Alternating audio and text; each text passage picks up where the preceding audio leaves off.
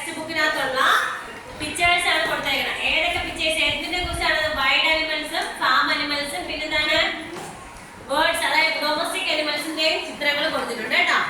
അതിനകത്ത് നമുക്ക് അതിൽ കൊടുത്തേക്കുന്ന അതിലെ അനിമൽസ് നമുക്ക് എന്താണ് തരുന്നത് അതിലോട്ടാണ് മാച്ച് ദ ഫോളോയിങ് ആണ്. അതാണ് ഫസ്റ്റ് ക്വസ്റ്റ്യൻ കിടക്കുന്നത്. മാച്ച് ചെയ്ത് അനിമൽസ് നമുക്ക് എന്താണോ തരുന്നത് അതിലോട്ട് മാച്ച് ചെയ്ത് വരയ്ക്കാനാണ് ഫസ്റ്റ് ക്വസ്റ്റ്യൻ കേട്ടോ.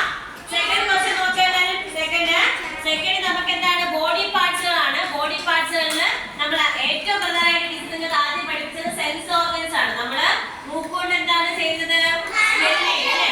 നോസ് കൊണ്ട് നമുക്ക് സ്മെൽ ചെയ്യാം. അങ്ങനെയുള്ളതാണ് നമ്മൾ ആദ്യം പഠിച്ചത്. അപ്പൊ അതില് ആ സെൻസ് ഓർഗനുമായിട്ട് ബന്ധപ്പെട്ട ക്വസ്റ്റ്യൻസ് ആണ് അവിടെ ഉള്ളത്. അതില് നമ്മൾ വട്ടം വരയ്ക്കണം, റൗണ്ട് സർക്കിൾ വരയ്ക്കണം. ഏതാണോ നമ്മള് ഉപയോഗിക്കുന്നത് അതുമായിട്ട് ബന്ധപ്പെട്ട ഒരു പൂ എടുത്ത് നമ്മൾ സ്മെൽ ചെയ്യുന്നു. അപ്പൊ നമ്മള് എന്താണ് അവിടെ വരയ്ക്കാനുള്ളത്? ഏത് ഓർഗനാണ് അവിടെ വരയ്ക്കാനുള്ളത്?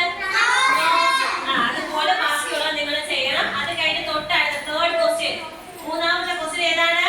മൂന്നാമത്തെ ക്വസ്റ്റ്യൻ നമ്മുടെ വീട്ടിലുള്ള ഓരോരോ റൂമുകൾ നമ്മൾ പഠിച്ചിട്ടുണ്ട്. വീട്ടിലുള്ള ഓരോ പാർട്ടുകൾ അനുസരിച്ച് നമ്മൾ പഠിച്ചിട്ടുണ്ട് അല്ലെ? ബെഡ്റൂം, വാഷ്റൂം, കിച്ചൺ ഇതൊക്കെ ഉണ്ട്. അത് നമ്മള് ഓരോന്നും എവിടേക്കാണ് ചെയ്യാനുള്ള പിക്ചർ കൊണ്ടിട്ട് കൃത്യം ഇവിടെ നോക്കാം. എന്നിട്ട് നമ്മൾ എന്ത് ചെയ്യണം? അത് അതിലോട്ട് ടിക്ക് ചെയ്ത് ചേർക്കണം. അതാണ്. പിന്നെ നിങ്ങൾക്ക് ആകെ ജികെയിൽ എഴുതാനുള്ളത് എന്താണ്? ആകെ എഴുതാനുള്ളത് നമ്മള് ഹാൻഡ് എഴുതണം. ആ ഹാൻഡില് ഫസ്റ്റ് ലെറ്റർ എടുക്കുന്ന ലെറ്റർ മാത്രം എഴുതിയാൽ മതി. അതുപോലെ തന്നെ നോസ്, ഐസ് ഇതൊക്കെ നമ്മുടെ ഒരു ലെറ്റർ മാത്രം നമുക്ക് ഫില്ല് ചെയ്ത് ചേർക്കാനുള്ളൂ. വേറെ ഒന്നും നിങ്ങൾക്ക് എഴുതാനില്ല. അതുകൊണ്ട് വളരെ ഈസിയാണ് ഈ ക്വസ്റ്റ്യൻ.